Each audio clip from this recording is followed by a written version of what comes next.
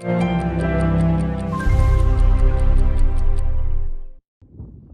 blast rocked the Kerch Bridge, which links Russia and the Crimea Peninsula on Saturday, causing parts of the road to collapse. The bridge is a crucial military supply route for Russian forces in Ukraine. Fire and smoke was seen on the strategic road and rail bridge, which is the only crossing between Crimea and Russia.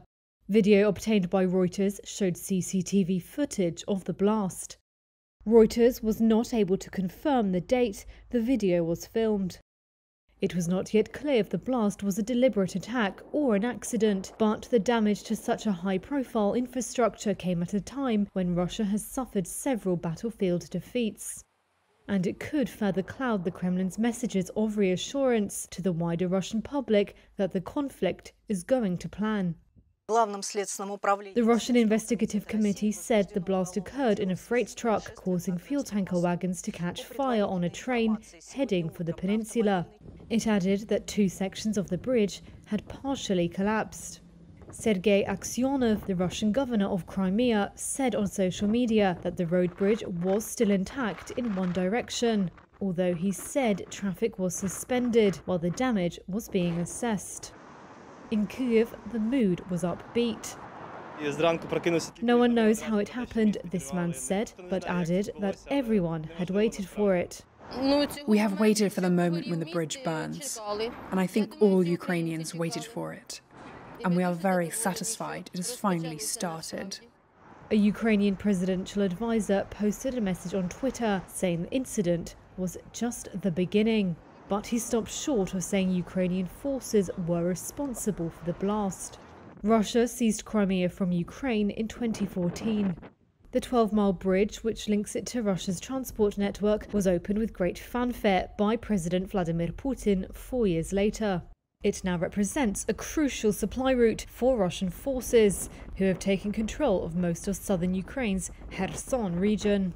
Billionaire businessman Elon Musk has suggested tensions between China and Taiwan could be resolved by handing some control to Beijing. The idea of a special administrative zone similar to Hong Kong was floated in an interview with the Financial Times. Musk was responding to questions about China, where his Tesla electric car company operates a large factory in Shanghai. The world's richest man also said he believed conflict over Taiwan was inevitable and warned of the potential impact on the wider global economy. Beijing has long vowed to bring Taiwan under its control and has not ruled out using force to do so.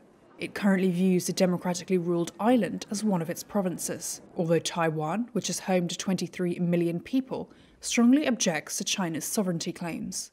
In the past, China has offered Taiwan a one-country, two-systems model of autonomy, similar to Hong Kong, but it has been rejected by all mainstream political parties and has no public support.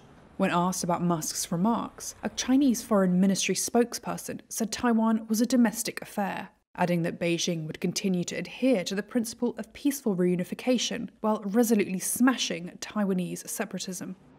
Taiwan's foreign ministry declined to comment. The businessman's latest geopolitical remarks come days after he proposed a so-called peace plan via a Twitter poll about the war in Ukraine. One of his ideas included permanently ceding territory to Russia. Musk pledged to support Ukraine earlier this year and provided a Starlink internet service to the country, which has been vital to ensure secure military communications. Musk said China has sought assurances that he would not offer the Starlink service there. Authorities say Sabotage is to blame for the crowds of passengers left stranded after all rail traffic in northern Germany came to a near 3-hour halt Saturday. Cables vital for the rail network were intentionally cut in 2 places, in what authorities called an act of sabotage without identifying who might be responsible. Transport Minister Volker Wissing told reporters, quote, "It is clear that this is a targeted and malicious action. That is why criminal investigations are being conducted. The background to this crime is not yet known." The rail disruption, which also had an effect on international rail journeys to Denmark and the Netherlands, rang alarm bells after NATO and the European Union last month stressed the need to protect critical infrastructure after what they called acts of sabotage on the Nord Stream gas pipelines. Police in Ireland say a gas station explosion that killed 10 people, including 2 teens and a younger girl, appears to be a tragic accident. At this time, it is not expected that there will be any further casualties located, and there are no outstanding reports of unaccounted for persons. A local lawmaker for Creeslaw in the county of Donegal said Friday's massive explosion was heard from miles around. It happened during a busy time at the end of the school day. In a statement, Irish Prime Minister Michael Martin called the incident an unspeakable tragedy for the small community of just a few hundred people. And on Saturday, people gathered at a local church service, trying to support one another. And it's good to see that the people have rallied around, and a massive crowd here this morning shows you that we are a tight-knit community and will continue to do what's best for all the people that have suffered the bereavements. 8 other people were hospitalized, including one in critical condition. Hundreds gathered in temples in northeast Thailand on Saturday, offering candles, toys and prayers to mark the lives of the mostly child victims of a gun and knife rampage that shocked the world.